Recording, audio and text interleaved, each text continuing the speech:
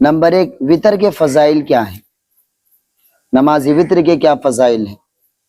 Number 2 اس کا وقت۔ Number 3 اس کی رکعتیں، کتنی رکعتیں وطر کی ہیں۔ آپ صلی اللہ علیہ وسلم سے وطر کی نمازیں کتنی منقول ہیں، کتنی رکعتیں وطر میں پڑھنی چاہیے، اور اس کا وقت کب تک ہے، اس کا وقت کہاں، کب سے کب تک اس کا وقت ہے۔ نمبر 3 اس کی فضیلتیں کیا ہیں۔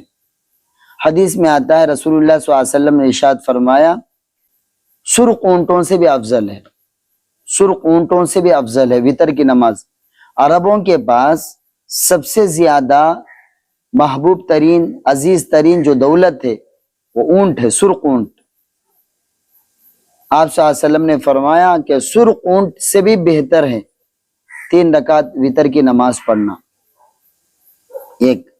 اور ایک حدیث میں آتا ہے وطر کی نماز حق ہے، جو وطر کی نماز نہ پڑھے وہ ہم میں سے نہیں فرمایا، اور آپ صلی اللہ علیہ وسلم نے اس کو 3 مرتبہ فرمایا۔ اور تیسری بات اس کا وطر کا وقت یہ ہے عشاء کی نماز کے بعد سے لے کر فجر کے وقت لگنے تک اس کا وقت ہے، یعنی آپ صلی اللہ علیہ وسلم سے عشاء کے فوراً بعد بھی منقول ہے، درمیانی رات میں پڑھنے کو بھی منقول ہے، اور آخری رات تک پڑھنے کو بھی منقول ہے آپ صلی اللہ علیہ وسلم۔